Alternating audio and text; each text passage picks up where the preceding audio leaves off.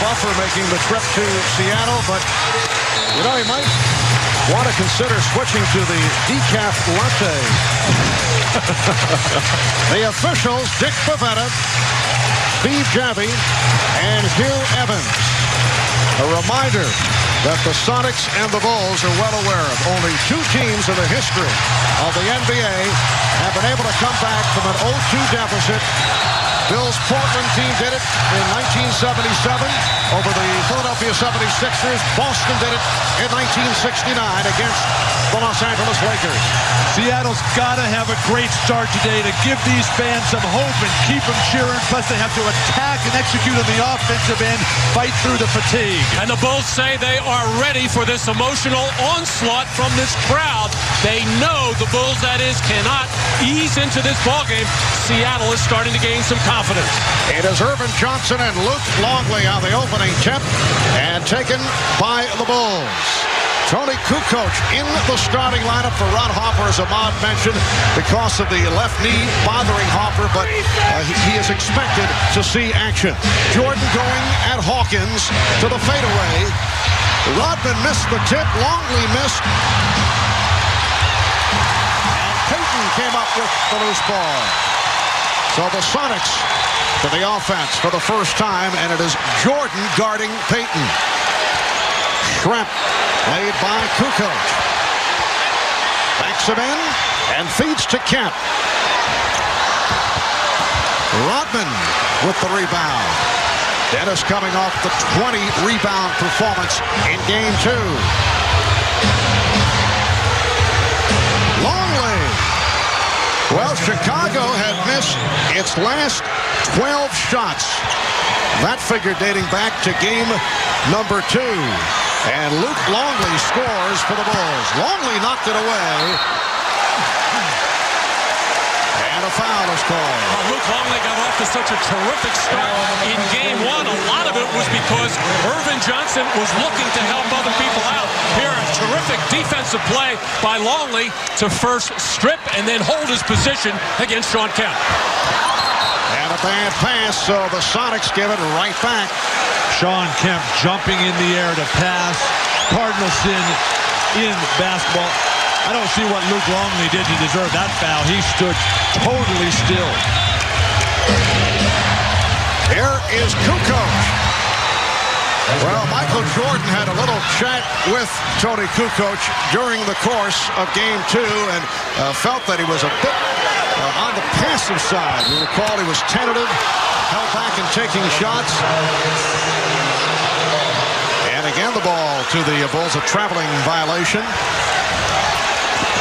And Tony Kukoc took some big shots in the third quarter, and as he did in game number 1, helped to turn things around. Pippen able to save that backdoor pass. Here is Jordan for 3.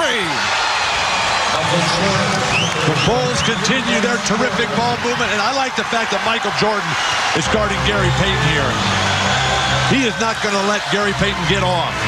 Well, Payton does get it off and hit. What were you saying, Bill? Timing.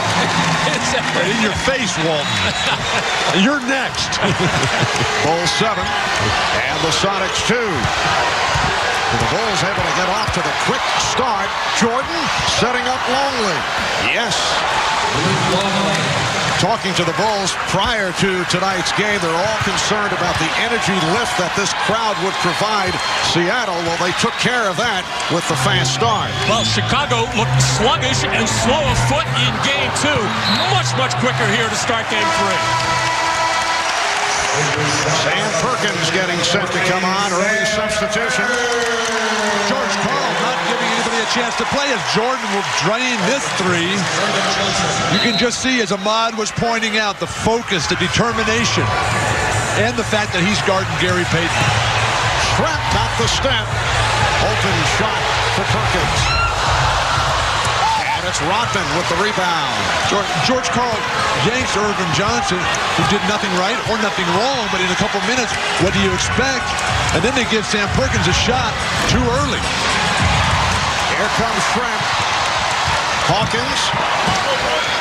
And Payton from deep in the corner. Rodman for Jordan. 2-on-1 developing. The lead for Kukoc. Stopped by Hawkins.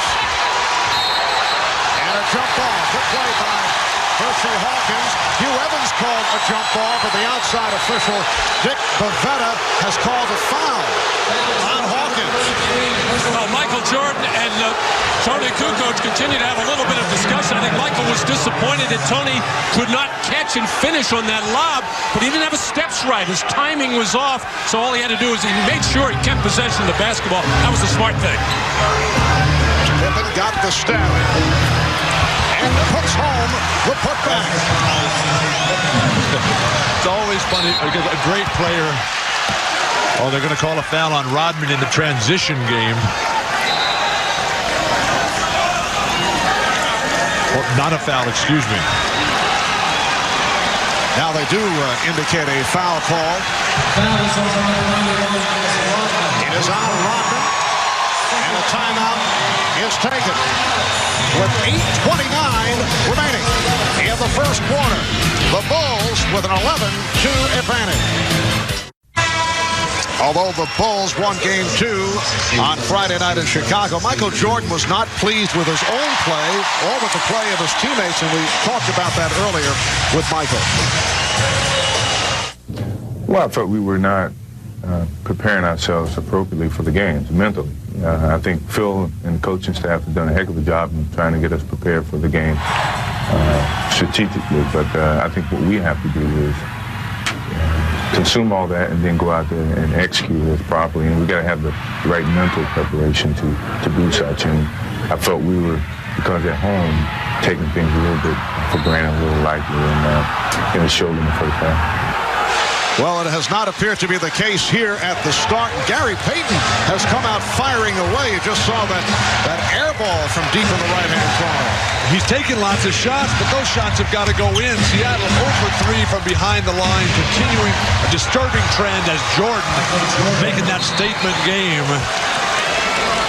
going at who's ever guarding him. Well, whatever the Bulls did yesterday at practice and what they talked about today, they are moving their bodies and moving the ball. The offense is crisp. You mentioned the disturbing trend as Kemp is able to get position inside. The disturbing trend from three-point land. They are now 8 for 34 from downtown in the series. Well, that's been the focus of Chicago's defense throughout the playoffs against every team. They do not want to give open looks to anybody. Tony Kukoc with a beautiful move. He's hit 2 of 3. And the Bulls are up 15-4. Another bad pass. The sloppy play by Seattle continues. Assist-to-turnover ratio. We talked about it at the Open. Plus, you get this sense that this is like Game 3. Chicago at Orlando, that 20-point victory. Chicago came out and played perfect basketball, particularly from the defensive end. Backdoor lead for Longley, who blew the layup. And here's Kemp. Offensive foul. It's a charge on Kemp. Well, Dennis Rodman saw that one coming from about 30 feet away, and he couldn't believe it. Shawn Kemp just kept coming and coming and coming. He was standing there waiting forever. The offensive charge. Another turnover. And twice now, Jordan at the offensive end has thrown lob passes, once to Kukoc, once to Longley. I don't know if they work on those in their native Yugoslavia and in Australia. They need more television sets over there. Bill turning very, very cruel here. Well, that's how you learn the game, Marv, is as a kid watching the games. We may see Michael curb those lob passes the rest of the way. Thrown to Scotty and Rodman.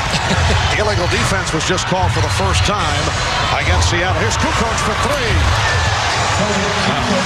Phil Jackson forced to go with Tony Kukoc as the starter because of the knee problem suffered by Ron Harper, and Kukoc has come out on fire. 3 of 4, 7 points. 18-4 Chicago lead. Shrek for 3. Did not hit the rim. Very poor offensive execution. It's not the kind of start that Seattle needed. Chicago is playing perfect. And here's Pippen drawing the foul. Well, all season long, when Tony Kukoc has had the opportunity to start, he has delivered. In all of his statistics, much, much better. He's always been comfortable as a starter. You can see it in his eyes in this one. I think Seattle came out in this ballgame maybe relying too much on the emotion of the crowd in this building, and they have yet to settle down and just do not know where they want to go at the offensive end. Very haphazard. It is now Chicago 19 and Seattle 4. Percy Hawkins trying to put the move on Tony Kukoc. Shawn Kemp. And the Sonics are now rushing shots.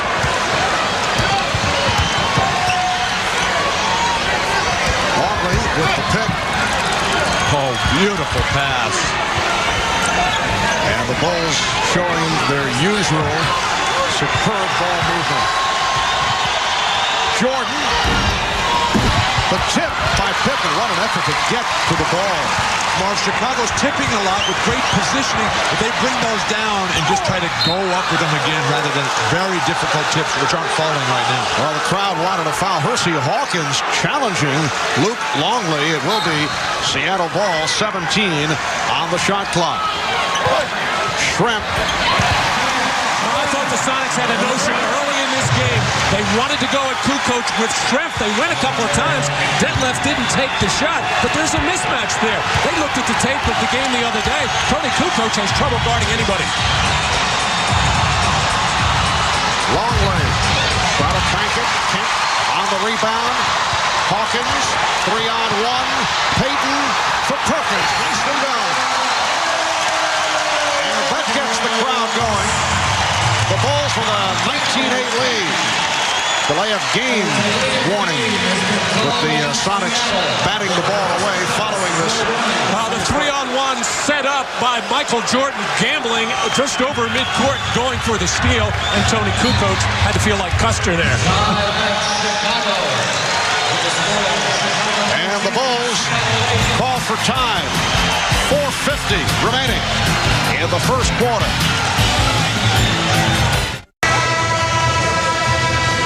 Key Arena, where the Bulls have an early lead on the Sonics, 19-8. An animated Seattle huddle. Nate McMillan, the injured co-captain of this team, trying to pump up his teammates, saying, you're reacting to the situation. You're thinking too much. You've just got to play and let this game come to you. Sam Perkins telling his teammates, we're rushing, we're forcing shots, and we've got to stop doing that. And then George Karl telling them to take care of things on the defensive end and get into the regular rotation. Start it with the defense. Ahmad? All right, Hannah, the story on Ron Harper. He irritated his knee the last couple of days in practice. He came out today in the pregame warm-ups, and it was really bothering him, so he wasn't able to start. He's been in the back riding a bicycle, trying to stretch it out, trying to get ready to play. He's back on the bench now and appears that he may be able to play. We'll keep you posted, Marv. All right, thanks, Ahmad. Here's Jordan as we resume. Hacked by Hawkins. Steve Kerr has come on for the first time. Percy Hawkins picking up the foul, his second. Michael Jordan works that weak side post on the triple post offense so well. He gets the isolation, something that Phil Jackson's trying to get him into quickly. A slap on the wrist. You know that Ron Harper's got to be in a tremendous amount of pain because Harper is one of the toughest guys in this league, Marv. He plays through injury so many times. It's got to be killing him and Nate McMillan that they can't be out here. And Hawkins sits down, replaced by Vincent Askew. George Karl is looking for a lift from Askew, who has been getting the minutes off the bench in 2 games, but only 1 of 5, and he's turned it over 5 times. Sonics trying to break. Payt got the roll. And it's the Bulls 21-10 over Seattle. The first time in this series that the Sonics have attacked that full court trap after a free throw, and they get a terrific look and finish. The lead for Jordan, and he misses the layup, but Longley is able to convert. What's going on here? A terrific pass by Rodman. They read that backdoor play perfectly. What mental communication. Thing of beauty to watch. Bulls 23, Sonics 10. Shrep for 3. And last touch by Kemp. Hannah, with was right on it. Seattle is confused. They're trying to do too much, trying to think too much. Keep it simple. Play basic basketball like the Bulls. And you see the rebounding advantage again for Chicago.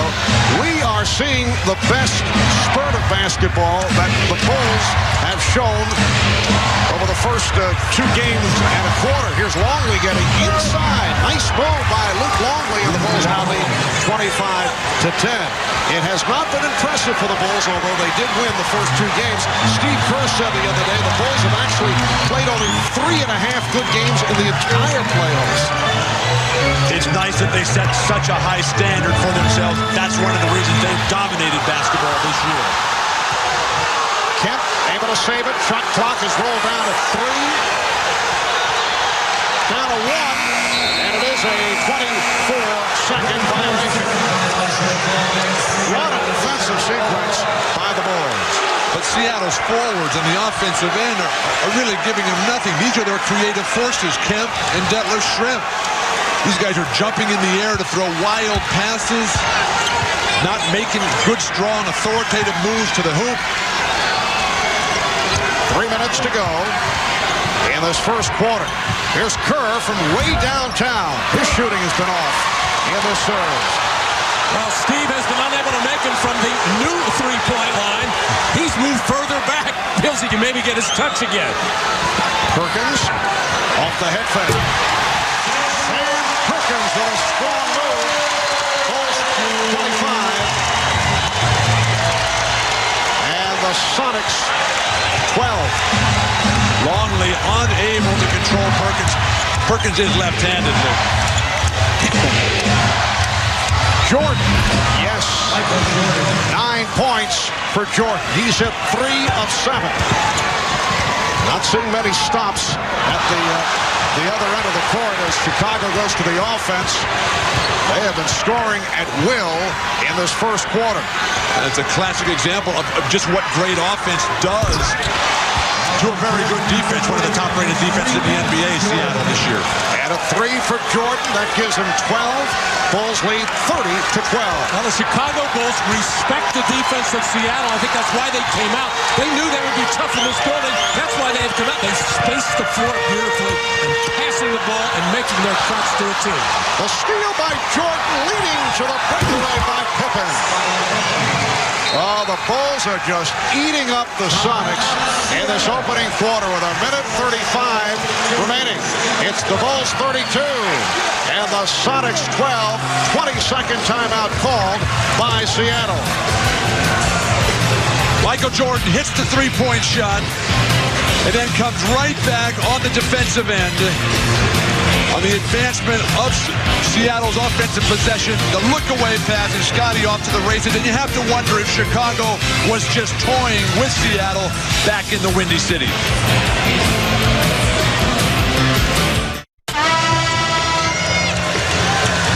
Well, a 20-point lead for the Chicago Bulls with a minute and 35 remaining in this first quarter. The largest lead at the end of the first quarter in the history of the NBA Finals. 20-point lead by the Lakers over the New York Knicks back May 6th, 1970. That was game number 6 of that best-of-7, followed up by the long-remembered Willis Reed appearance in Game 7 back at Madison Square Garden, leading to the victory in the series by the Knicks over the Lakers. Pippen on a lead for Rodman. The onslaught continues. And no excuse for that on the part of Seattle. Just very poor transition defense. Had plenty of time to get back and cover up in the lane. We're approaching 1 minute left in this first quarter. Trent. Able to recover. And the Bulls now lead 34-14. Ron Hoffer is on the floor for the first time. Did not start because of the knee problem. Michael Jordan sitting out here in the final minute and a half of the first quarter. So Hoffer and Kerr at the guards. Kukoc, Pippen and Rodman up front. Kukoc forcing. And Payton in the open floor. Hit from behind by Kukoc. Well, every opportunity that the Bulls get to run, they will. Whether it's a steal, whether it's a rebound, the outlet pass of Scottie Pippen getting out, getting the lead pass from Kerr, and attacking the defense, and just Dennis Rodman sneaking in on that right side, even though Pippen jumped in the air, plenty of time to find the open man Rodman. The Bulls get out of their offense when Jordan goes to the bench. Scottie's got to take a more assertive role. Perkins able to save that pass, nearly thrown away by Askew, and a foul committed by Kukoc, his second. Plus, when Luke Longley was in, he did a good job staying in front of that basket, forcing the Sonics to the perimeter game. Longley goes to the bench, and Sonics having some success at the hoop. Sam Perkins at the line with the Bulls over the limit. Sam coming off a 5-for-10 shooting performance, 13 points in game 2. Now Jordan returns. Hopper sits down. Don't know if Harper's going to be able to give much today. He looked a little gimpy out there, Marv.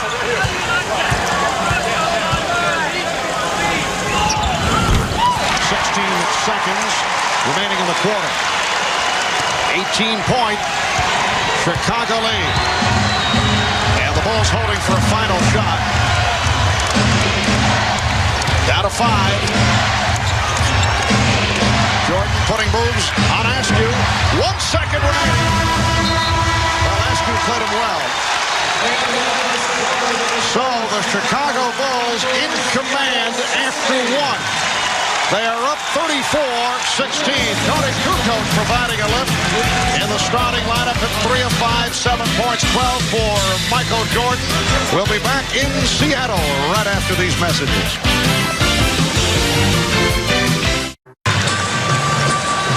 Well, the Bulls with a 34-16 lead on the Sonics as we head to the second quarter here in Seattle. Eddie Vedder of Pearl Jam on hand. He was at the 2 games in Chicago, a native of Seattle, although has ties to Dennis Rodman. And there's Kenny G, who did a terrific job with the anthem prior to the game, although Bill Matt was disappointed. He thought Kenny G would sing the anthem. A little confused about it. Kenny is a regular Sonic fan. Played the national anthem the opening night here, but the Sonics are shooting themselves in the foot here. They got 6 turnovers. They're 0 for 6 from behind the line. They've given up 6 offensive rebounds.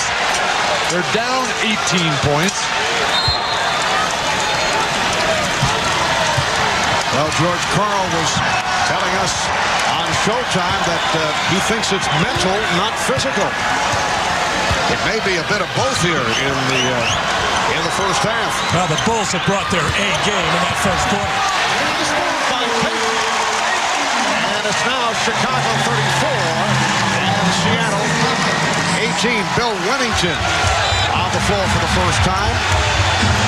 Jordan with Pippen, Kukoc, Wennington, and Rodman.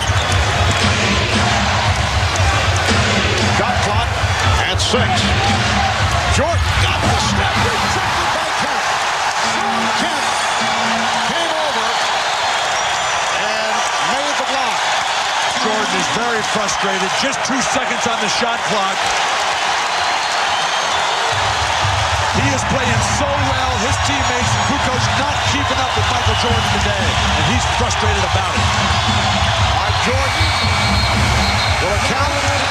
No.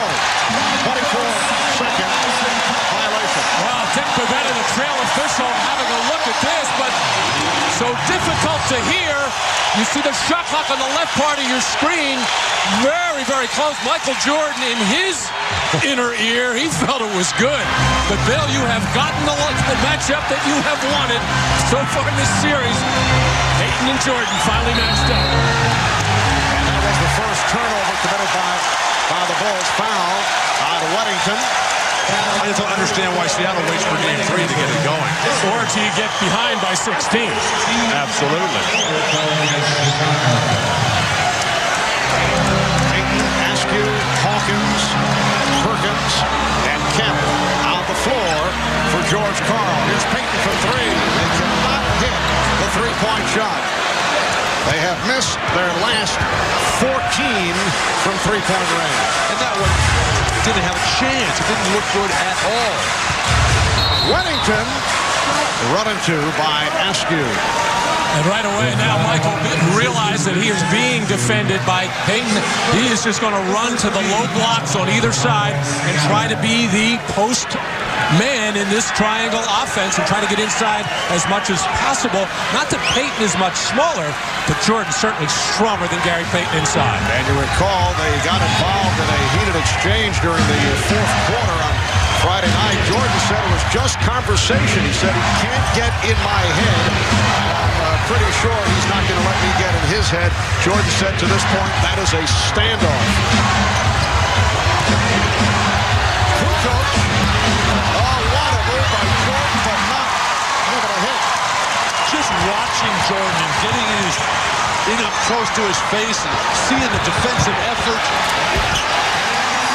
Askew with the floor. And the Sonics showing some signs. They are now down by 14. And Jordan's presence just so inspirational. And the crowd very much back into it.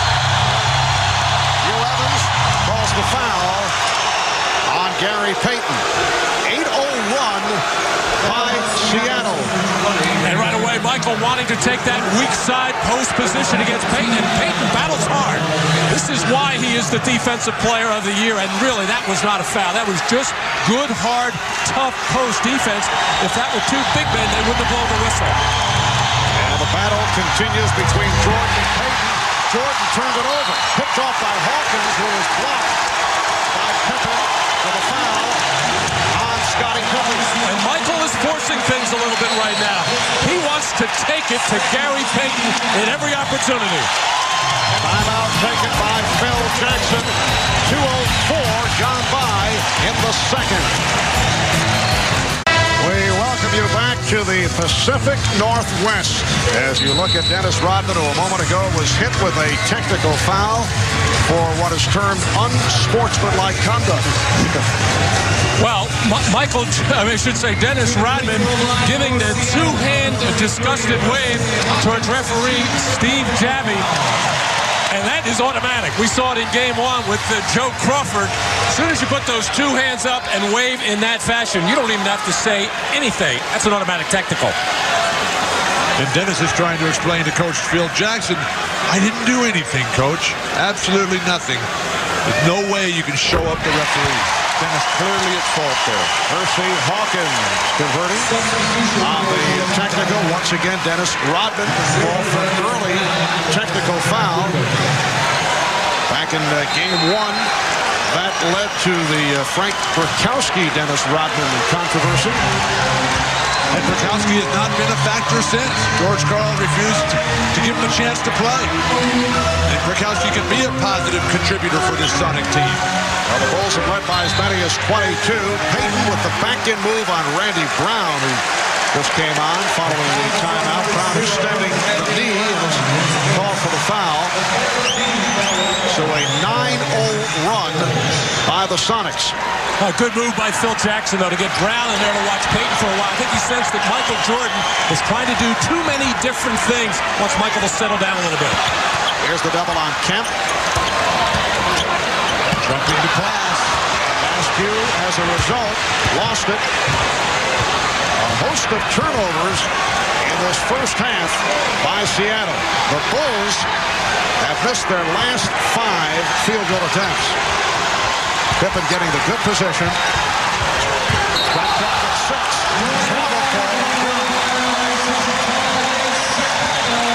Scottie Pippen was hammered inside. The non-call led to the scramble play in the perimeter and the confusion for the Bulls.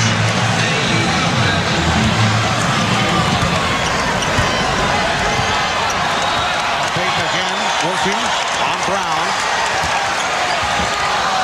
Payton lost his balance. Payton, oh, what a sequence. Gary Payton operates so well when he gets the ball down low on the left side. That's one of the things that Ron Harper has kept him from doing it. Brown puts good pressure on, but he shouldn't let him get that deep. Well, look at the size differential that Randy Brown gives up. Weddington going blank. And now Steve Gavi with a call. Maybe a double foul here. Yes, it is.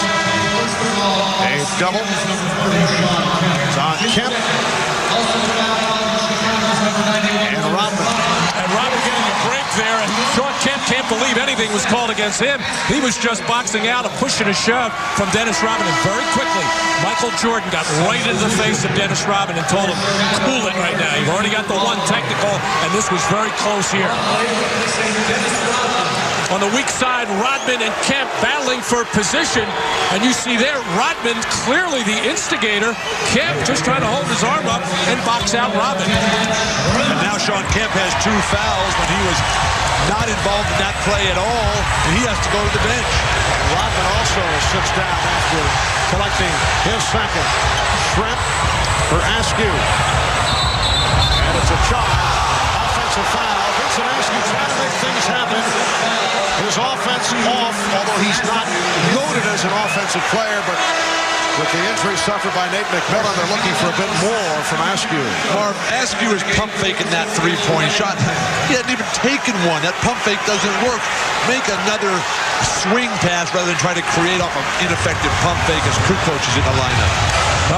Turnovers a problem for Seattle all season long. Yes, they force them, but they kick it away too many times. 9 turnovers already in this first half. Shot clock at 5. Brown for 3. Randy Brown, who does not think shot first, able to hit from 3-point land. So much of that is coaching. Bringing the guys off the bench like Kerr and Bushler.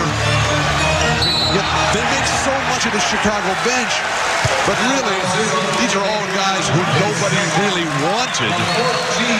Much the way Orlando has a bench that nobody wanted, but Chicago, through Phil Jackson, they just have such great ball movement. Everybody willing to give it up because they know, because of Jordan's leadership, he'll give it right back. Randy Brown on that last foul. How about Brown during the regular season? 1 for 11. From downtown and just hit with a 3 here in the NBA Finals. 16-point Chicago lead. Shot clock out of 5. Perkins on the rebound.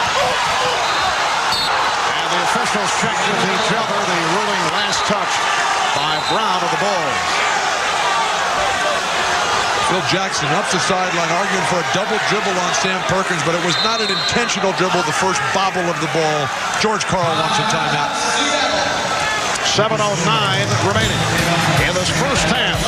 The Bulls 39, the Sonics 23. This is not a good stat line for the Sonics. This includes tonight in the first half. They have picked up 41 assists, a low number, and they've turned it over 43 times. Well, it all speaks to their execution on offense. Not enough ball movement, not good passing, and consequently, you're not going to shoot the ball very well. But the Sonics have had problems with turning the ball over all season long. That man, Shawn Kemp, averaging 4 turnovers a game throughout the season. He's got 3 tonight, as does Askew. Kemp averaging over 30 points a game in this series. He's got 2 points this afternoon. Seattle had only 10 assists in the game on Friday night. Payt able to chase it down. Shrimp eluding Bushler, who just came on. That left Shrimp with his 3rd field goal. He has 6 points. And the Bulls now lead 39-25. Chicago is led by as many as 22. They came storming out to quiet this crowd. The crowd getting back into it with the good play by the Sonics, who were able to run off 9 straight points. Kukoc will go to the line as he was hit. This is just another example of what I would call careless defense. Yes, it's the way Seattle plays, but let's watch Detlef Schrempf first.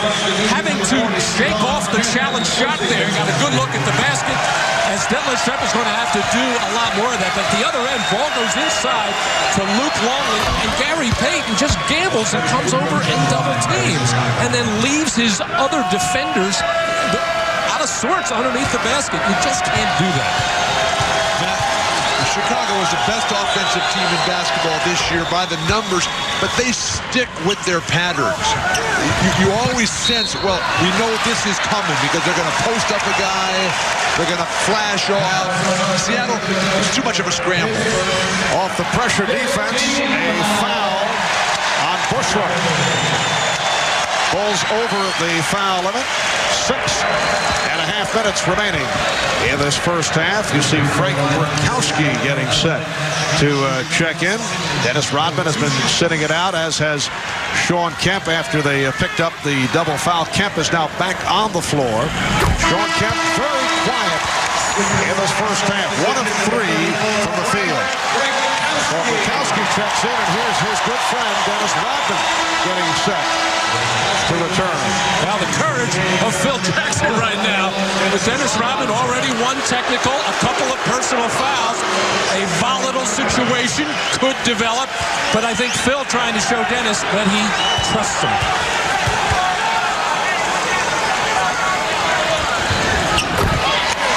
Bulls 41.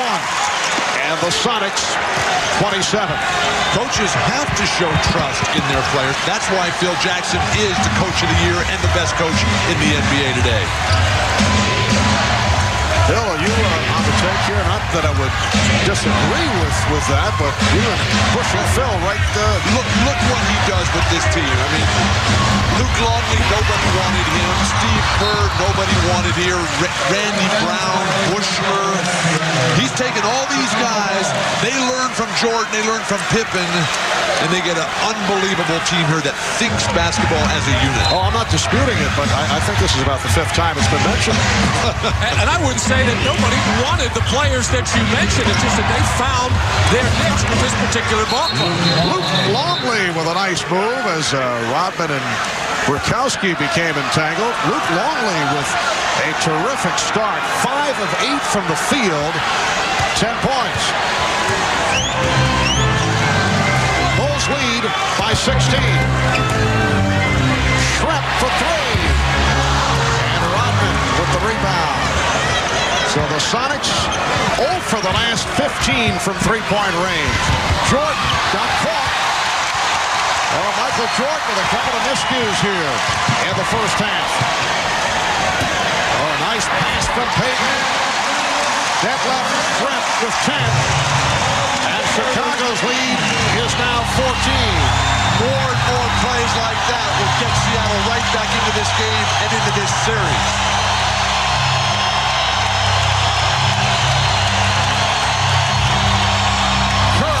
Yes. Steve Kerr with his first field goal coming into today. 1 of 11 from the field the first 2 games of this series.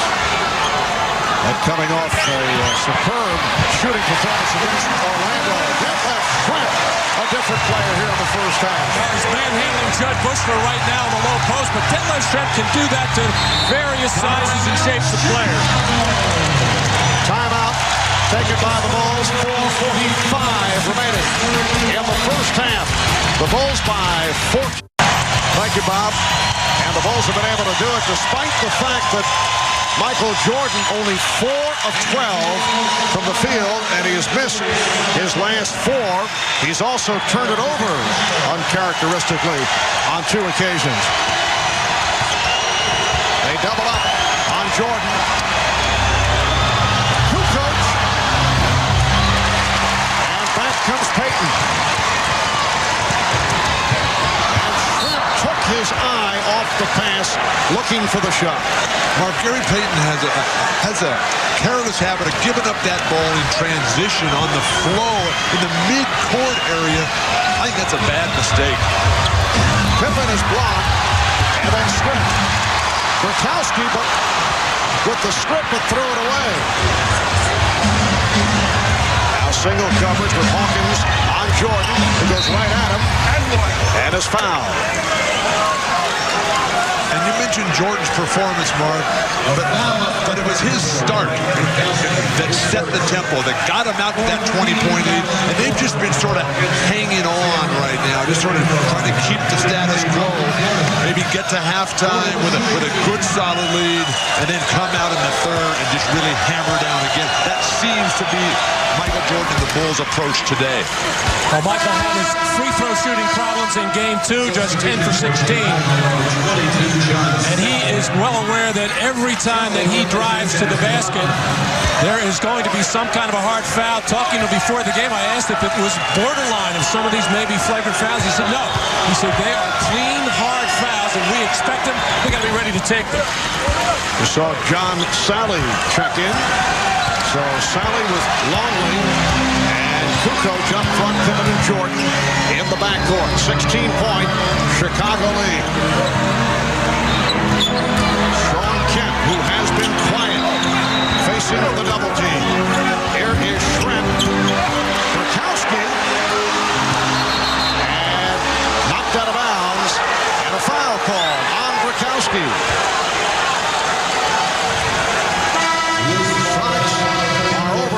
Burkowski commits his second personal. A wild offensive sequence for Seattle where they're really just throwing it up there.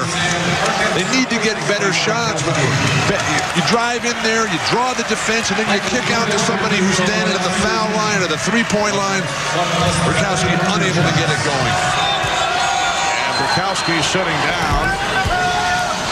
Jordan now with 15 points.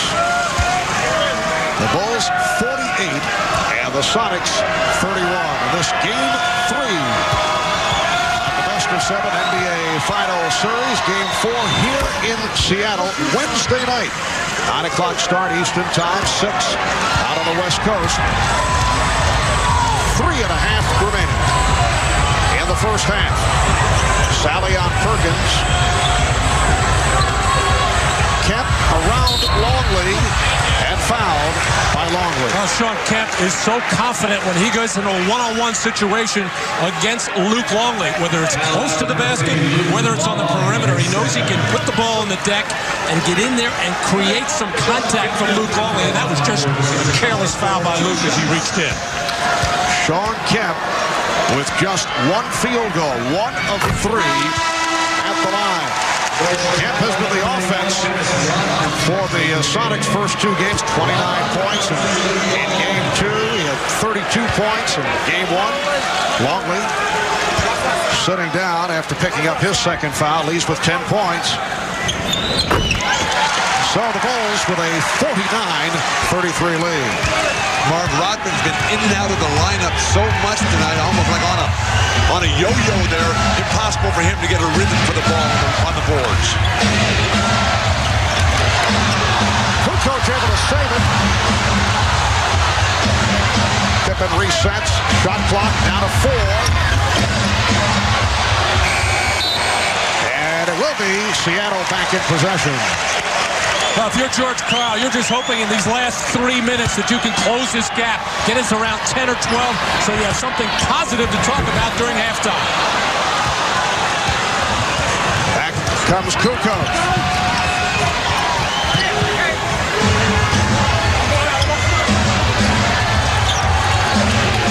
Again, it's Payt on Jordan. Sally, played by Kemp. Jordan. Yes, nicely done on the setup from Kukoc. Marv, they just keep moving all the time. When one guy has the ball, they're not standing watching. And there's nothing passive about Tony Kukoc here in the first half. Shawn Kemp. 6 points now for Kemp. The Bulls 51. The Sonics 35. Marv, Tony's one of those guys who responds to the challenge. A very competitive guy, even though a quiet personality. Harper out. He knows it's his day. And Michael Jordan picking it up. He has 20 points. The Bulls by 18. Well, Tony knows he's playing with a lot of fellas out there who have a lot of championship rings, and he's got a few European championships of his own. So that's a good lineup. Offensive foul. That's 3 on Kemp. Shawn Kemp working for low post position, just nails John Sally with an elbow in the head. The referee's right on top of it. Digging in deep there, Shawn Kemp leans right in. And that initial elbow from the left side, right to John Sally, who does know how to respond once that whistle blows. And Kemp sits down. David Wingate comes on for the first time.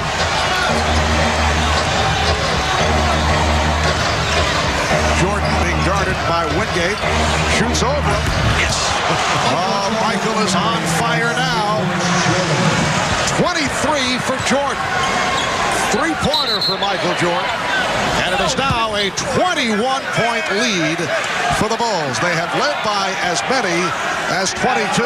Foul was called on Sally. It wasn't too long ago we were saying Michael Jordan, maybe he's trying to do a little too much. Well, hey, he's doing it. Inside, outside, everywhere. As he is really feeling it right now like nobody can cover him. When we were talking to him before the game today, you could just feel that intensity just coming out, oozing out, if you will. This is a very special person. But of most significance, Michael telling us that he would like to play golf tomorrow. And the only way he could do it under his terms would be if the Bulls win today and Phil Jackson gives the club the day off from practice. And we said that might be your greatest motivation, and he did not disagree. Well, even if they don't have any time off from practice, the sun stays up so long in this town. 9:15 last night. It was still shining. Pat looking out the window with the watch in his hand. I wrote it in my diary. That must live in the Southern Hemisphere. Bulls with a 56-37 lead. Jordan. Yes. Michael Jordan with 25. He is now 8 for 16. And the Bulls lead 58-37. Marv, it all comes down to style for the Bulls right now. Everything coming off, passing. The few occasions it does break down a little bit, Jordan always there to bail him out. Foul is called. Sally took down Perkins. Michael Jordan has hit his last 4 shots. 25 points in this first half. I was saying how the Sonics would like to go into halftime, maybe down 10 or 12. Well, it's gone the other way, now to 21. And with all the ideas to double-team Michael Jordan, probably the best time would have been to do it these last couple of minutes. Now, yes, he's out on the perimeter, and you don't want to run crazy double-teaming, but when he is this hot, you must run at him and get the ball out of his hands. Sam Perkins, 4 for 4 at the line. Well, I don't think the problem has been so much on the defensive end for Seattle. I mean, nobody's really going to stop Michael Jordan. The problem is offense. They got 37 points playing at home. They come out in the opening quarter, stink it up. They get 16 points. And Jordan is headed back to the line, fouled by Wingate. Well, Bill, the Sonics are now 14 of 32, shooting 43%. The Bulls are at 51% shooting, 22 out of 43. All the talk has been about the big start, the home crowd. They come on flat, Bulls playing perfect, and now the crowd is sitting on their hands here in a half-hearted attempt to distract Michael with some deflated balloons behind the basket. Yeah, really bothersome.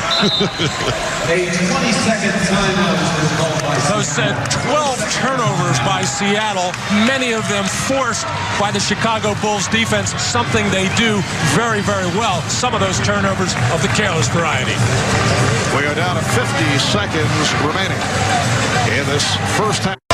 He has hit on 8 of 16 from the field. He has converted his last 4 shots. Incidentally, the record for the NBA Finals, most points in a Finals half, 35, which is held by, yes, Michael Jordan. Game 1 against Portland in 92. Another look at the move by Jordan a moment ago that led to the foul called on Wingate. Well, David Wingate and Michael have had their confrontation so far in the 2.5 games of this series. That was just a fly pattern after the made free throw, but David Wingate maybe has some long fingernails there. He got the neck and chin of Michael, the side of the arm. Michael was checking all over the place to see where he was cut on this play. Michael would have been a pretty darn good wide receiver. It's the Bulls 60, the Sonics 38. Matt, don't encourage him. The last guy that did that, he wouldn't play baseball for a while. Evans. And by Sally. Lead pass for Shrem waved off for an illegal defense call. Judd Bushler, who was on the weak side, trying to help out as that double team came about. He was just in no man's land, trying to zone up and protect, and got caught. That was the first illegal defense against Chicago. Seattle was hit with one earlier. Now a half minute left in this opening half. Payt wanted to use the pick, but Perkins was moving with him. Here's Wingate. Rebounded by Pippen. And the Bulls will hold for a final shot of this first half as we come up on 10 seconds to go. Here's Pippen. Yes, and it counts. Well, a symbolic finisher to a first half that has been just splendid for the Chicago Bulls. It has been a clinic for Chicago. Every aspect. Jordan, Pippen, the big guys are playing their game. Dennis Rodman celebrating. And one, he said. And referee. Something different. Well, they did miss a free throw. Final seconds of the half. Biggest lead of the night. Enjoyed by Chicago. Bushler with the steal. A 24-point lead for the Bulls, who are seeking to go 3 up in this best of 7. Michael Jordan leading the way. 27 points, 15 in the second quarter. We'll be back in a moment with Bob Costas and the Prudential halftime report. Let's check in with Hannah Storm, who is with Sonic coach George Karl. Hannah? George, what do you think happened to your team in the first half, and what do you tell them here at halftime? I think right now we just got to play and get back to trying to play with some confidence. You know, we broke apart. We got hit with a great defensive effort early. And then Michael Jordan's great performance. I mean, they played a great half on us. But we got to play back and just compete and get back to getting some confidence in the game. Are they confident right now, or are they destroyed? I mean, do you think they have enough left to get back in this game? Well, this team's always fought all year and has a lot of pride. I think you're going to see us fight. Okay, good luck in the second half, Coach. Marv? All right, thank you, Hannah. Matt, if you're in the Chicago locker room, where I know you would prefer to be at this point, what does Phil Jackson tell his club? Well, he's going to be serious with his team. He's going to say, we can't relax. We can't be complacent. We got this lead because we respected this Seattle ball club. We executed well. We defended well. All right, Bill, what can Seattle do here in the second half? Oh, gee, thanks a lot, Mark, for that opportunity. They have to play for pride right now and try to keep together all the good things that Seattle has done this year. It's been a great year, but not a good first half at all. They're in a lot of trouble. All right, a look at the Miller Lite halftime statistics, and you can see why Seattle is in trouble. Chicago, 23 of 44, 52% from the field.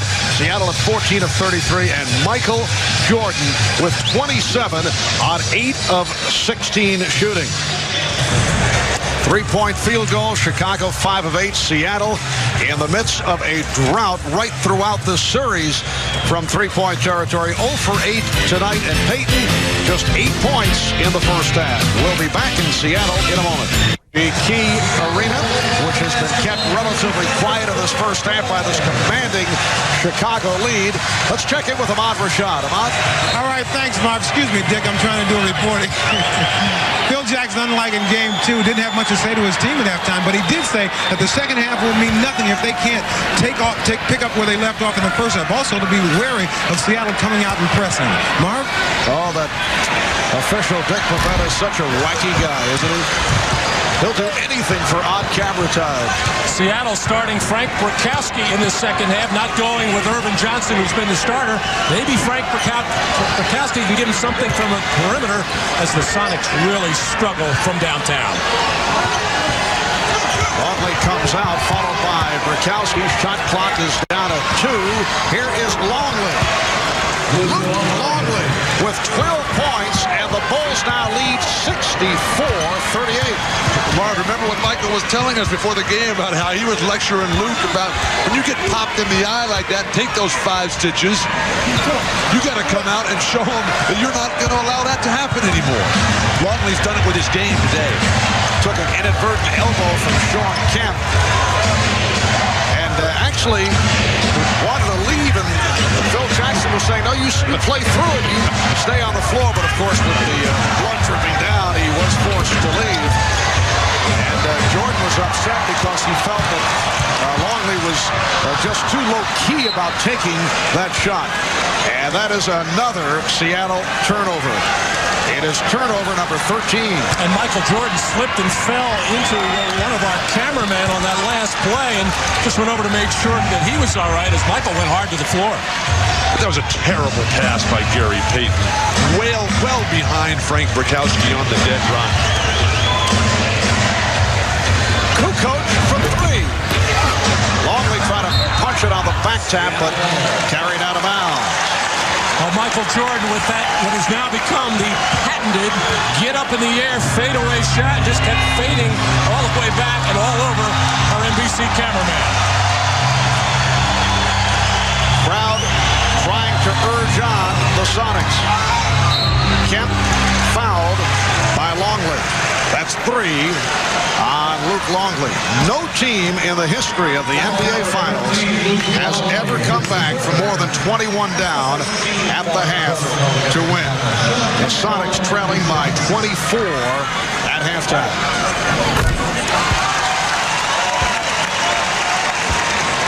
That's the biggest comeback victory in the history of the finals. Baltimore beat Philadelphia back in April of 1948, coming back from a 21-point deficit. Bulls now lead 64-40.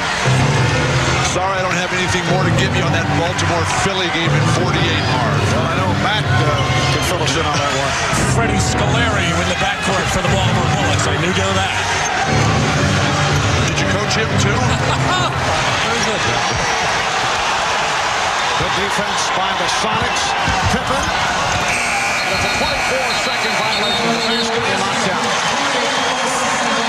Pippen just tossed it up looking to hit the rim, and Rodman trying to save it. And now there's a discussion. Rodman is applauding the call. Perhaps they are changing the call. Steve Javie, Hugh Evans, Dick Bavetta talking about whether that should be a 24-second violation. If not, the basket would count.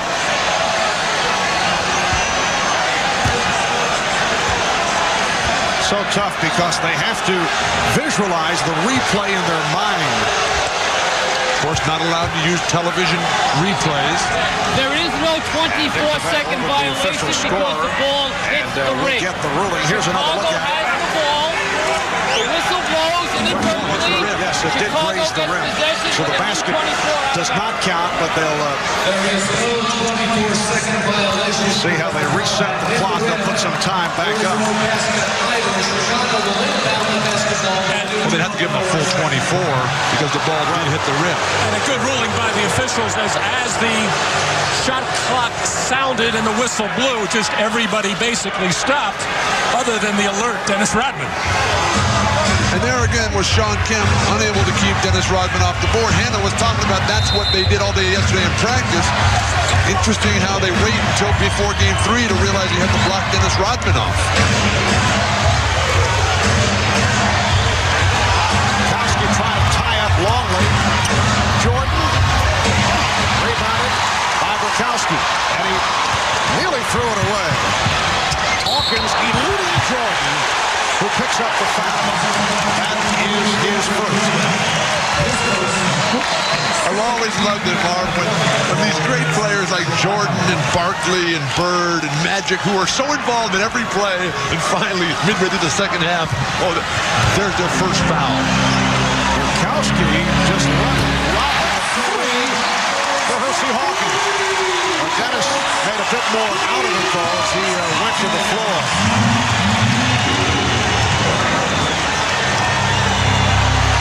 3 minutes gone by in the third quarter.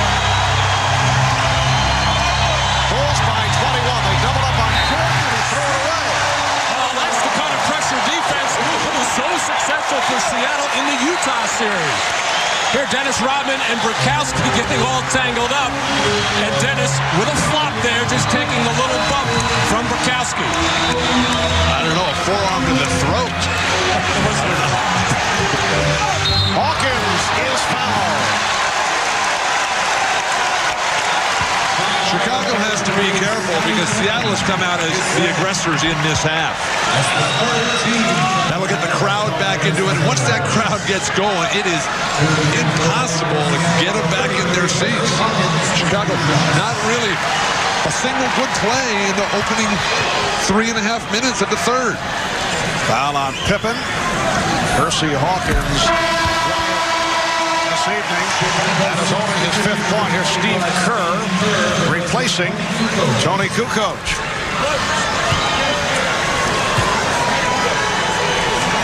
Tony Kukoc providing a lift for the Bulls in the first half. Started the game because Ron Harper is bothered by a knee problem. Kukoc with 9 points.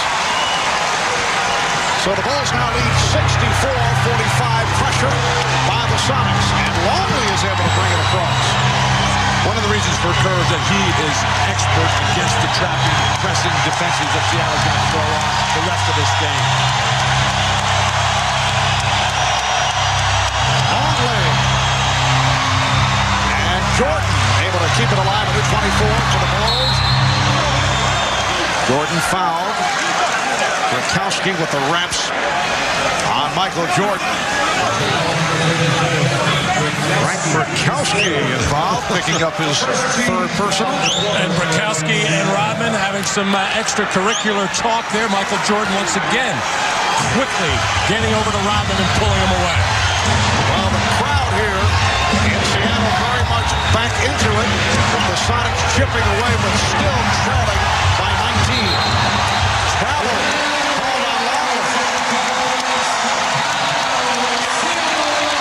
Also tell from the talk of George Karl in that halftime, saying, hey guys, we got to let it all go right here. Frank Rakowski, if you can get somebody involved, do it. Shawn Kemp, you have to start getting physically involved in this ball game. 7-0 run by the Sonics. Bulls have led by as many as 26. Trap. Rebounded by Longley. Crowd wanted a traveling violation on Longley. Well, that's the kind of offensive play that's typified Seattle all day. Trying to beat a guy, a great defensive player, one-on-one, going to your left with a fadeaway jumper. And here's a fadeaway jumper by Rodman.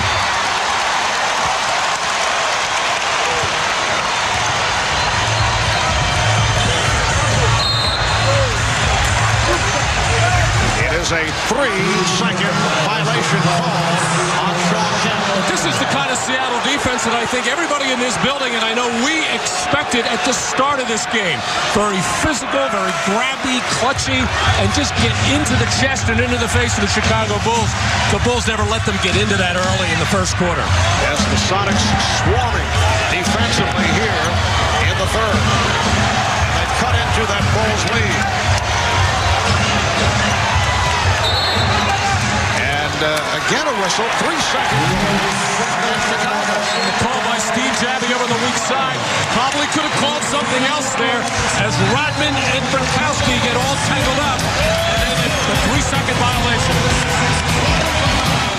Well, Seattle's defense has gotten serious here at the start of the third quarter, challenging every pass, every shot, and here's Shawn Kemp popping Rodman in the chest, and as they get all tangled up, something could have been called there of a foul nature, but the official wisely called the 3-second violation. You should be happy with that call. Well, Dennis Rodman has to be very careful. This is where he usually has his problems. When they're way up, the game is not in the balance. And where was this physical response from Seattle early on in this series? Well, the Bulls have not scored in 4.5 minutes. They've been outscored here in the third, 7-2. Kemp had it excellently knocked away by Payt, able to recover and hit.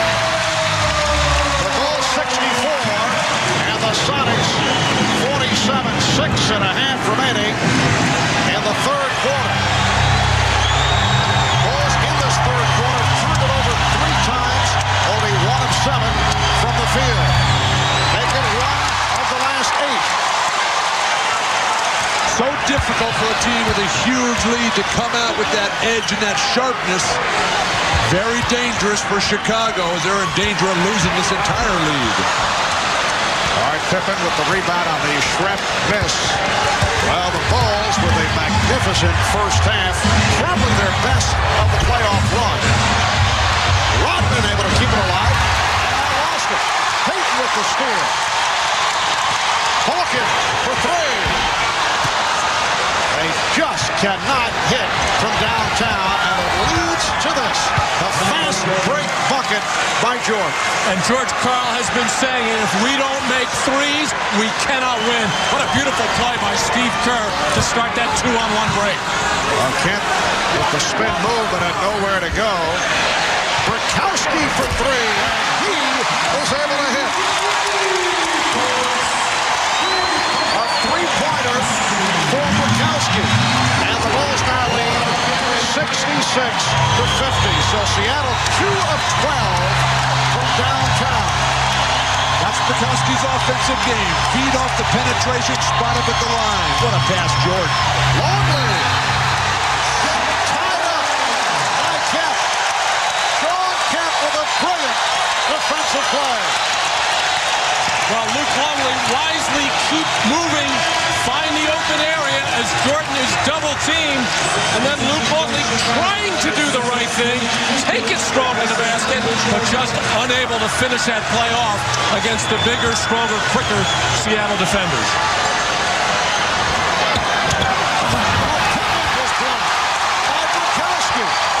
Who is becoming a factor in this third quarter. Foul called on Rodman.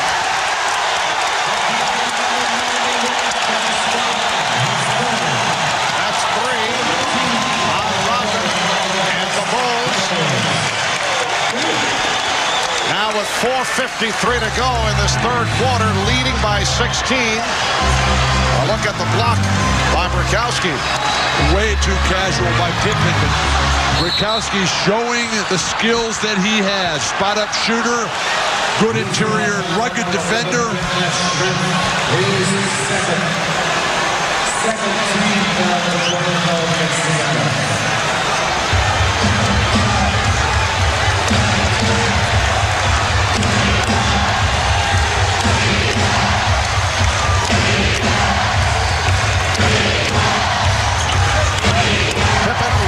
To Brikowski.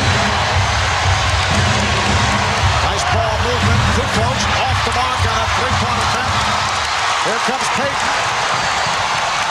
He was looking for help and then was hit by Kerr.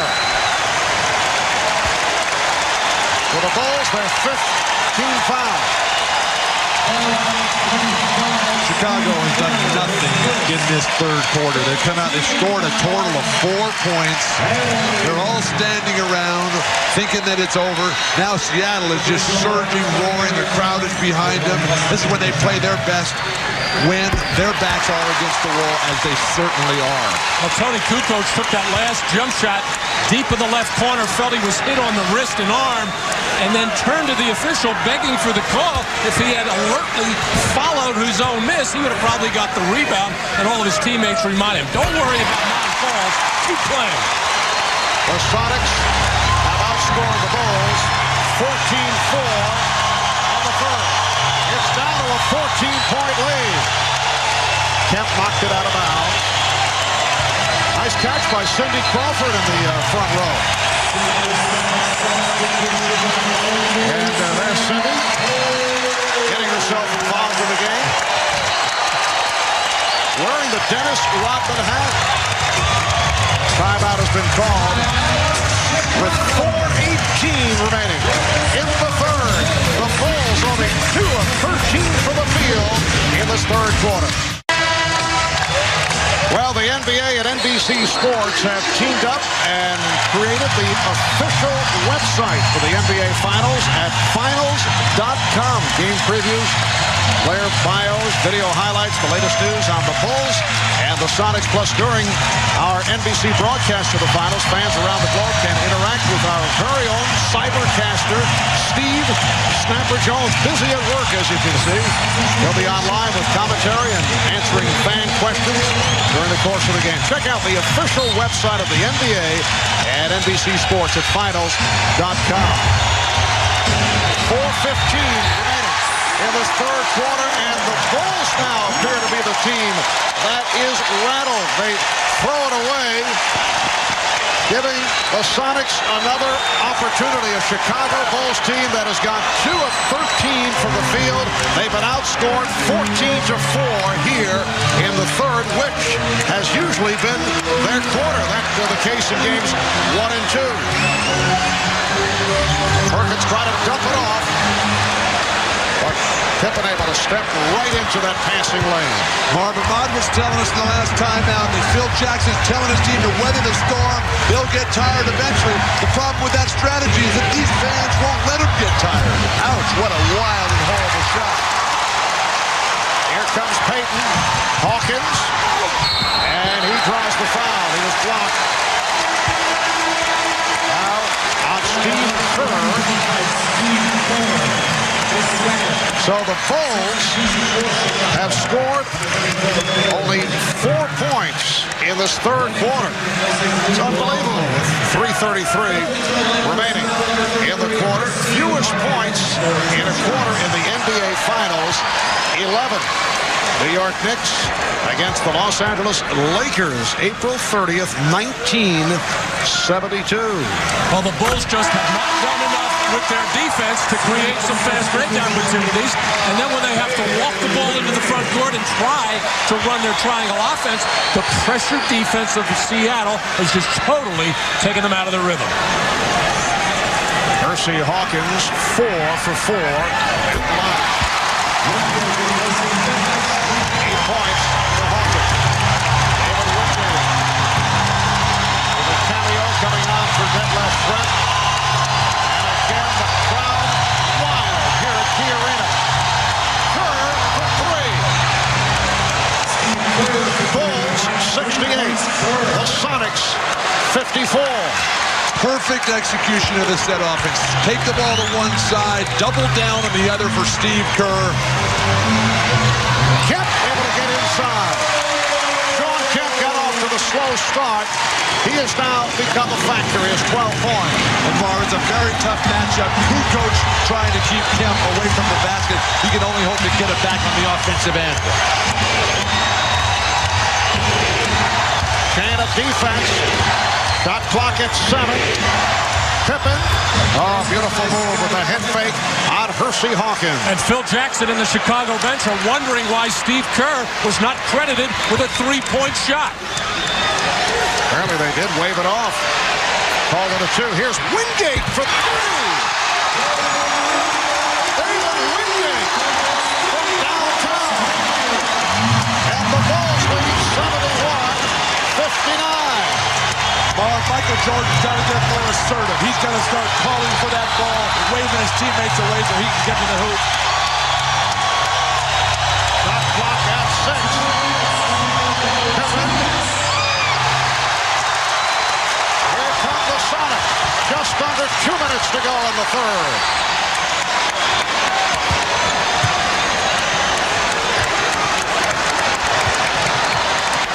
Now Payton posting.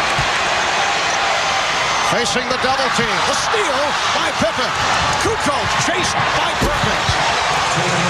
The Bulls with a 73-59 lead. Well, Steve Kerr in trouble under duress with the post-up of Gary Payton, and his teammates came quickly to his aid and forced the turnover.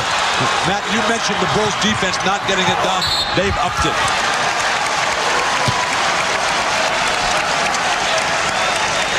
In that low post, Gary Payton, who has tortured all the short guards in the Western Conference, realized he's got Kerr, but the double team just leads to easy fast breaks. Foul committed by Weddington. And again, Hawkins, one of the NBA's better free throw shooters. At the line, he's 5 for 5 here tonight. 8 points for Hersey, 7 of the 8 in this comebacking third quarter. Now, when Gary Payton gets in that position with a guy like Steve Kerr, he's got to anticipate double team, and that's where he's got to find his three-point shooters. The only two on the floor right now are Hersey Hawkins and Sam Perkins, but they have to be spotted up and spaced correctly. A Chicago lead once 24. It's now 12. I'm surprised Phil Jackson hasn't come back with Dennis Rodman. Maybe he was upset with the fact that Rodman was losing his cool and concentration with the big lead. And the outside official, Steve Javi, calling it on Hawkins. First in the last 2 minutes. Non-shooting foul for the Bulls, their first team foul the last 2 minutes. I think Phil just does want to weather this storm now and make sure that he has fresh troops for the final 8 minutes of this ballgame.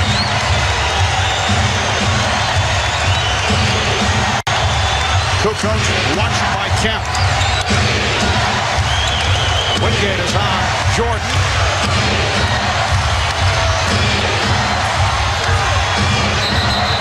Travel. Scottie Pippen is really hesitating when he gets that initial pass. Jordan makes the play.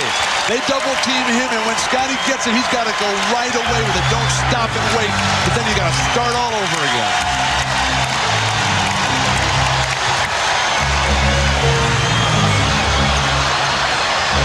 Down to 40 seconds remaining in the third. Hawkins got the step. Wingate. And he's called for travel.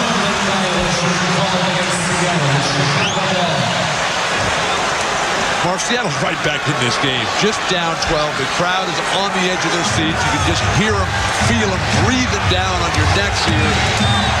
The offense has really picked up. This is Seattle's Sonic basketball. But this is as tough and intense a defense that you'll see all season long from two teams on the same floor. Bill Wennington with his second field goal. It's the Bulls 75, the Sonics 61, 10 seconds to go in the third quarter. Down to 5. Wingate. And that is it for the third quarter. Seattle outscored Chicago 23-13 to get back into it. Trailing by 24 at the half, trailing by as many as 26. It is now a 14-point game. Bill Wennington with the quarter jump a moment ago to extend that Chicago lead. Dennis Rodman sitting out a good portion of this third quarter. We'll be back with the fourth after these messages and a word from your local station. Back at Key Arena in Seattle, Marv Albert, Matt Guokas, Bill Walton, Ahmad Rashad, Hannah Storm, Bob Costas. The entire crew on hand, and we have seen this crowd in a frenzy right throughout the third quarter. The Sonics getting back into it. Chicago shooting only 6 of 19 from the field in the third. Michael Jordan, only 2 points in the third quarter, was not part of the offense, but figures to be a different story here in the fourth. Jordan now with 31. One of those old UCLA plays, Bill, the UCLA cut, and Michael Jordan able to shed David Wingate and get that open jump shot. And that play was all over the blackboard in Seattle's locker room. That high post shuffle. When Wennington sets that pick, Kukoc will just dump it right down to him. Sam Perkins, too late. The guard, I think, has to go ball side on that play with Jordan particularly, so you can front him down low if he does take that post position. And a foul on Wennington, a non-shooting affair. Payton putting the spin on Kerr. Kerr on the loose ball. Foul is called on Payton. Steve Kerr was not a factor in the first 2 games in Chicago. Gary Payton gets called for this foul here on Dennis Rodman. Just holds him, keeps him from coming up the lane, and then says, who, me? I didn't foul him. And a technical foul has been called. It's on Payton, who apparently had something else to say in the direction of Steve Javi. It's been a very tough series for Gary Payton. In Game 2, he shot only 6 of 15. Game 1, played 47 minutes, only 6 of 17 from the field. And it's hard to understand what he could possibly be complaining about. He clearly grabbed Dennis Rodman. It was a good call. Bulls Sonics by 17. And Kukoc took the hit. Met by the double team of Shrimp and Wingate. Foul on David Wingate. And Gary Payton continues to glare at the official Steve Jabby, who called the technical foul on him. That will not help his cause one little bit. Jordan with the pull-up. Yes, and it counts. Foul committed by Wingate. And Jordan to the line. So kind of a restful third quarter for Michael Jordan, who is certainly right back to it. It just appears as if the Bulls and Michael Jordan can do whatever they want, whenever they want. Seattle comes back, plays their best basketball of the series in the third, and right away, Michael Jordan says, hey, just give me the ball and get out of the way. Jumper in your face. And hey, Frank Bukowski was not a catalyst by any means, but he did give the Sonics a different look. More physical play and seemed to give the team a lift. A little surprised he's not in there right now. And this call away from the ball. Rodman with a push on Kemp. That's 4 on Dennis Rodman. Dennis Rodman, who plays very tough low post defense and has that habit of snapping that neck back. Nobody ever hits him in the face when he does that. That was not a defensive foul on Dennis Rodman. And another one on Dennis Rodman. Yeah, that's 5 on Rodman. Luke Longley walking over to the scorer's table. He will come on for Rodman. Rodman and Kemp underneath the basket. Hard to see where that foul is on Dennis Rodman. Shawn Kemp initiated everything. This points out the problem that Ron Harper not being available today, just not the regular rotations to keep Kukoc in the front court. But obviously, the Bulls have managed despite that. It helps when you have Michael Jordan on your team in a lot of different respects. A 20-point Chicago lead. Kukoc for 3. And Perkins with the box out. Shrimp had to save that lead thrown by Payton.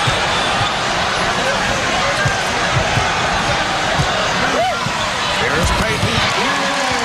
Gary Payton with 12 points. He's in 5 of 12 from the field. The Bulls now lead by 18. You see this lineup for the Chicago occasionally with both Longley and Weddington on the floor, but I'm sure it won't be too long before Scottie Pippen re-enters. Absolutely, because the Bulls are so much better when they go small. But the way Longley is playing today, I'd go with him and make Seattle match up to him, which they have not done. Well, Longley now has 14 points. Perkins making the turn was taken down by Weddington. Here comes Frank Bukowski getting set to check back in. Timeout is called. 9:37 left in the fourth quarter. To take the 1985 NBA title, Kareem Abdul-Jabbar led the way for the Lakers and was named the series' most valuable player. In recognition of that moment, Miller Brewing Company will donate $1,000 to the Thurgood Marshall Scholarship Fund. And at 38 years of age, Kareem, the oldest player ever to win the MVP award. That was the 8th time the Lakers met the Celtics in the finals and the first time that they ever beat Boston. 9.5 remaining in the fourth quarter. Game 3 of the NBA Finals. The season very much on the line for the Sonics, who are trailing here by 20 points.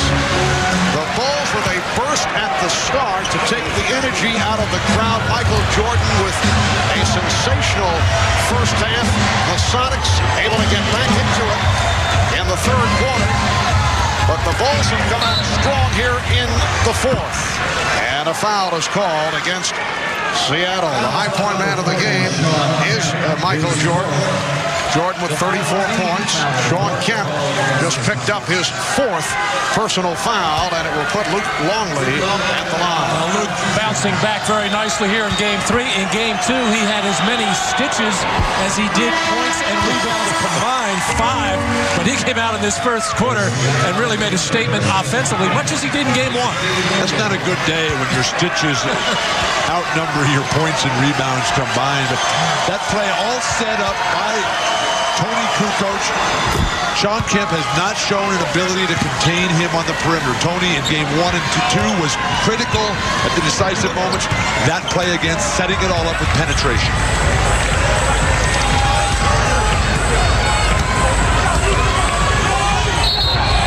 And a knee offered up by Longley. Indication from the official, Dick Pavetta, that's 4. On Longley, the Bulls are now over the limit. Luke wanted his interpretation. Marv, that last offensive sequence for Chicago that Luke Longley ended up getting the shot, that shows how far Luke Longley has come. Career playoff high today. Early in the season, Scottie Pippen never would have dumped that ball off to Luke Longley. I mean, he would throw it to him in the beginning of the game, and Luke would drop it out of bounds or commit an offensive foul. Now, though, after a year with Jordan, he's fully developed. The Bulls 84, and the Sonics 65.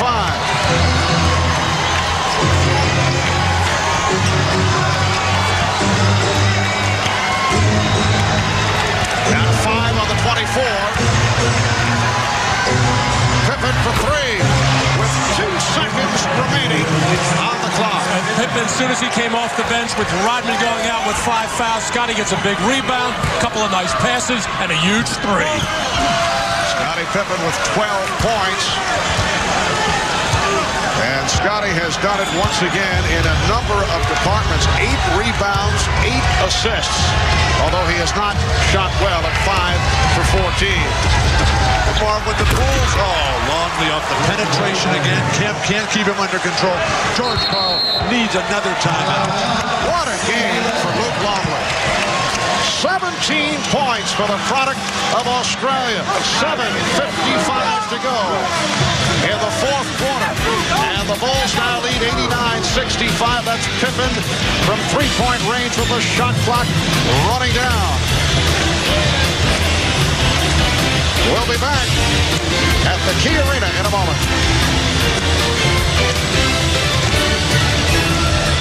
A reminder, following our telecast here on NBC, we invite you to tune to CNBC on your cable system for an NBA Finals post-game special. Our entire cast will be on hand to recount the game with highlights. We'll hear from some of the players. You'll see some of the press conferences as we look back at the Game 3 here in Seattle. Kowski with a second field goal. That's the NBA Finals post-game special immediately following the game on CNBC. The Bulls with an 89-67 lead. Longley. And he was fouled. Marvin, it's so special to watch this Bull team, which is truly unique in a lot of different ways, but when they pass the ball, when they get rid of the ball, they just keep moving. So many teams stand and watch. So many teams feel that or players, they don't have the ball, they're not doing anything. These guys are always in motion, moving away, setting screens, coming back to the ball. A thing of beauty to watch. Well, they are the only team in the league that runs this triangle offense to this degree, and with the spacing involved and with all the cuts and with all the backdoor type of passes, it affords all that kind of movement. Luke Longley must love this Key Arena. He had his career high, right. Even though the Bulls had lost that game early in the year, he had a career high in 21. How about a career move he's got for the Minnesota Timberwolves, where he lost 67 games back in 91-92 to the NBA Finals. I think he likes Michael Jordan, not so much the Key Arena. Longley called for that tripping foul that put Gary Payton on the floor. Well, that's a good foul by Longley. Still sporting the bandage from the 5 stitches. The little guard comes in and set the screen on him. You can't let that happen. And here's Dennis Rodman back. So Longley with a a playoff career high of 19 points.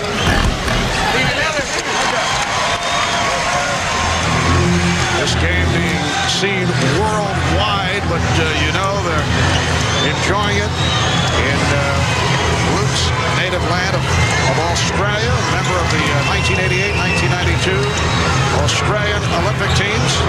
It's certainly his finest moment as a professional. And Jordan fouled by Hawkins, and Rodman and Burkowski getting involved. And Phil Jackson at the other end of the floor taking a very long look and now whistling to his team out there. He does not want Dennis to do anything that is not going to have him ready for a game 4. You just have your heart in your throat at all times when they get tangled up. And see, Dennis initiates all that by getting his arms tangled up underneath the other player and then makes it appear that in this case, Frank Burkowski is doing the holding. Once again, with the game not in the balance, a 22-point lead. But these are certainly two of the freest spirits in the NBA.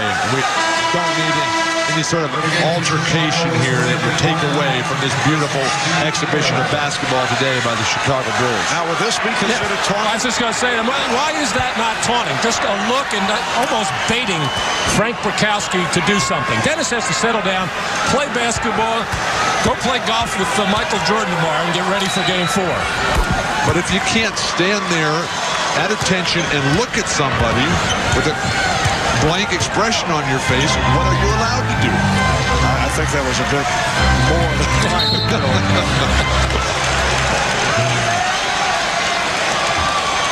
And a foul on Kemp. That is his 3rd.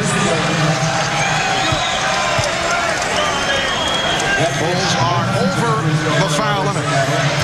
Coming into this NBA Final Series, all the Bulls were saying that, well, the 72 victory season is certainly wonderful. They're able to roar through the playoff, beating Miami and then New York and Orlando. But it wouldn't mean a thing. They felt it wouldn't mean anything until they, as Michael Jordan completed the picture. And they are now playing for a place in NBA history. And they wanted to come up with an effort here tonight, at least in one of these games, that would be clear-cut, because they have felt they have not played well against the Sonics, and they have certainly come through here this evening. Well, they won't admit it because they don't believe in taunting the opposition, but they had to have a meeting between the key guys and said, hey, let's go undefeated during these playoffs. They did lose the 1 to the Knicks in game 3. Again, Burkowski and Rodman come together, and the officials very quick to move to that scene. Burkowski with number 4. Rodman flashing to the ball. No need to overplay or try to deny him. Dennis is not looking to swing that sky hook across the middle. Gary Payt doing a lot of trash talking. Needs a little bit more game to back that talk up. Gary Payton coming in as a brilliant player, over 20 points a game. In the series, he's got 40 points total in the series. That's the story tonight. Jordan, 11, 22, 36 points. And Payton only 5 of 13, 14 points, along with 8 assists. You mentioned the playoff run, Bill, of the Bulls on their way to making it a record of 14-1 in the playoffs. And Jordan able to box out Kemp. In traffic, going up with one of the best rebounders in the league, Shawn Kemp. Has both Jordan and Pippen, with Rodman in and out of this lineup throughout the game, have both gotten much more involved in the rebounding area, as they tend to do when Dennis is not getting a whole bunch. Shot clock down to 4. Jordan. And Rodman and Burkowski get involved. It looks like Payt has given the ejection sign. This has been brewing the last couple of minutes. I think he's thrown both out of the game.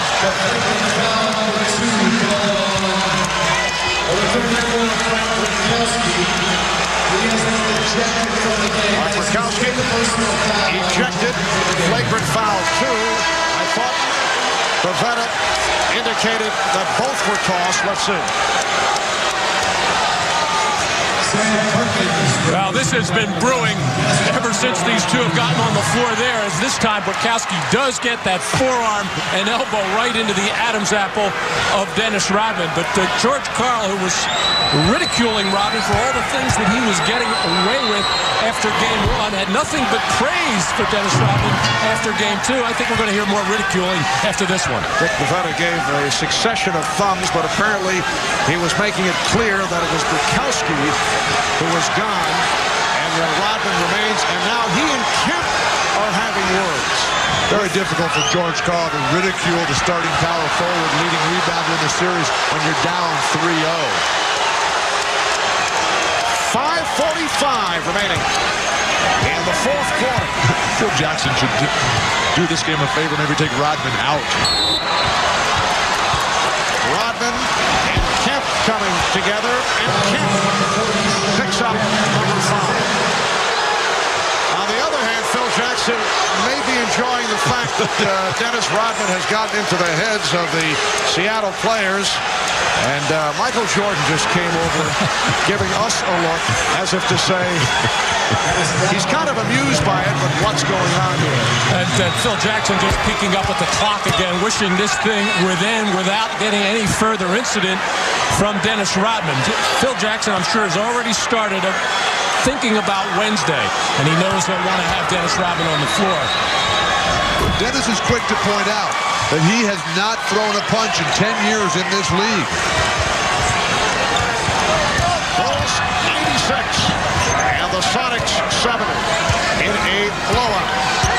Sonics did rally, got within 11 with their surge in the third quarter, but the Bulls picked it right back up in the fourth.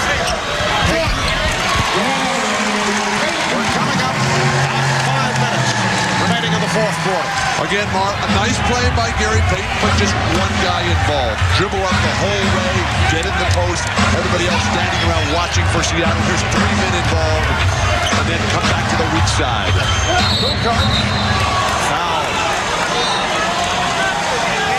And he will head to the lines on purpose. Bill Wennington checking in. Dennis Rodman very upset that he's the man going to the bench. And I'm sure Phil Jackson will breathe a sigh. Well, for Dennis, certainly a guy who enjoys the circus atmosphere that he has created. But there's no question that he has bothered the Seattle SuperSonics, along with what has taken place on the scoreboard. That is a contributing factor. It's embarrassing, Marv, to get blown out in your home court. You come back, you wait all these years to get back to the finals. The disappointments the last couple years, first-round playoff losses. They think they got it going. They play Chicago well 2 times and then come back here and lay down.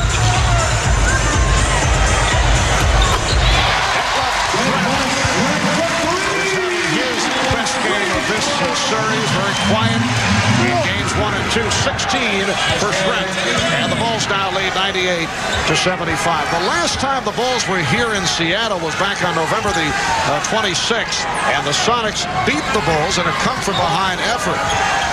That was more than 6 months ago, though. Shot clock down to 1. Bushler. It's a 24. I wouldn't say the Seattle team laid down in any way, shape, or form. They just got hit by a buzzsaw at the start of this game, the Chicago Bulls, and Michael Jordan, and how he likes to assert himself on the road in these playoff situations. He gets, I think, more pleasure out of winning these games on the road than at home. And Michael will set it out the rest of the way. It's the final numbers, 11 of 23, 36 points. And he was 11 for 11 at the line. Foul committed by Randy Brown. For Michael Jordan, his high game in this series. And certainly feeling much better about things. He was very unhappy happy, very frustrated, but about the way he played and about the way the club played, although they beat the Sonics in Game 2. And I'm sure it made him feel good and helped the whole ball club by getting after Tony Kukoc about those couple of times where he passed up some shots and jumping on Luke Longley about maybe feeling sorry for himself with those 5 stitches. And I think that definitely picked up those 2 players, and I think it woke the rest of the ball club up as well. Plus, they've found their rhythm now. They're back to playing every other day now, which is the regular NBA schedule. That long layoff really did hurt them. Nice passing, Scotty Pippen. And Bill Wennington is 3 for 3. He's given the Bulls a 100-78 lead with 3.5 remaining in this 4th quarter. Game 4 here on Wednesday night. 9 o'clock Eastern time, 6 out in the West. Phil Jackson now has Randy Brown and Doug Bushler on the floor along with Scottie Pippen, Tony Kukoc, and Bill Wennington. Marvin, look how it keeps going. The flow is still there. Dribble away, pass back up top, screen away, pass to the weak side, spot up jumper. And Randy Brown is 2 for 2, including a 3 earlier. He has 5 points. Bulls 102-78 over the Sonics. We mentioned coming into tonight's game that only 2 teams have ever come back from a 2-0 deficit to win in the NBA Finals. No one has ever come back from a 3-0 to win an NBA Finals series. Timeout call. The Bulls certainly enjoying things. And it's Chicago 102 and Seattle 78. And as we were headed to commercial, there was a technical foul called on Detlef Schrempf. Detlef was fouled on a 3-point jumper a minute or so ago. They didn't call it. The game's over. But he wants to get to that line to shoot his 3 free throws. He's not getting there. 3-point shooting has been a major problem for the Sonics throughout this series, and give the Chicago defense a lot of credit. They have challenged, and most of them, obviously Randy Brown got a piece of the arm on Trent on that one, just going by that reaction. But Chicago probably has figured this kind of defense out more than any other team in the league. They will live with some post-up scoring from a guy like Kemp or a guy like Shaquille O'Neal, but they do not want to let the good 3-point shooters get off and get going and then get other people involved and get second shot opportunities, and it has worked to perfection throughout these playoffs. But the versatility of the Bulls, man, allows them to change that to whoever they're playing against. The reason that you think you have a chance in the post-up game is that's where they have Longley, that's where they have a short power forward in Dennis Rodman and a poor interior defender in Tony Kukoc. You certainly don't think your game is going to be winning by beating Michael Jordan one-on-one on the perimeter. Wennington, Steve Scheffler and Eric Snow, seldom used players by the Sonics, have taken the floor. So George Karl emptying his bench in these final minutes, and we have now reached garbage time. I don't know, is that possible in the NBA Finals? I guess it is. 2 minutes to go. The Bulls with a 103-80 lead, on their way to making it 3-0 in this best of 7. Steve Kerr going to the left hand. Movement without the ball, a thing of beauty. Schrempf, 105-82.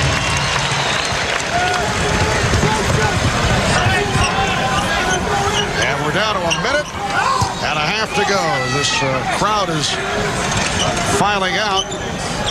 They have waited to the last few moments. Bushler able to drill it. This capacity crowd of better than 17,000 staying to the very end, despite the fact that the home team has been rocked solidly.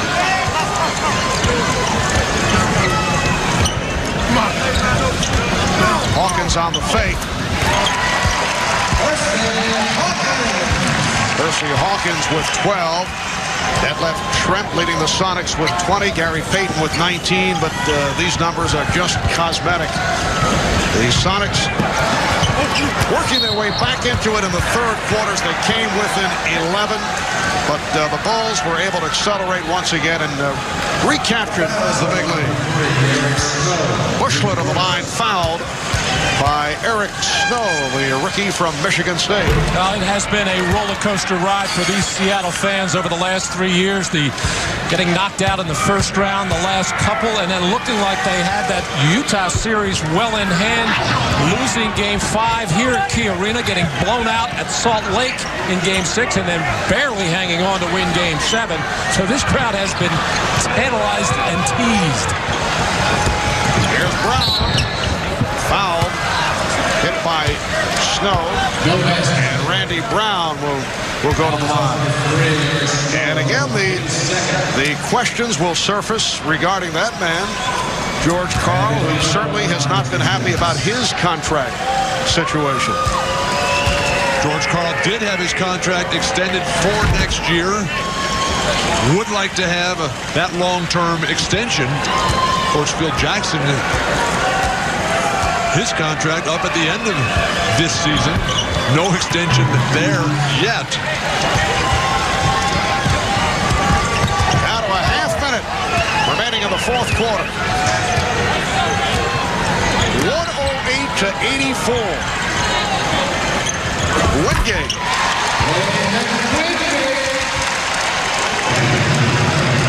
So the Chicago Bulls in a blowout of the Seattle Sonics. They opened up with a burst, anticipating the high energy from this crowd. And they were able to just take it all out of the Sonics right at the start. Time has run out. The Bulls winning Game 3, 108-86. The Bulls led by Michael Jordan, who finished 11 of 23 from the field, 36 points. And now the Bulls and the Sonics look to game number 4 here in Seattle on Wednesday night. That'll be a 9 o'clock start in the East, 6 o'clock on the West Coast.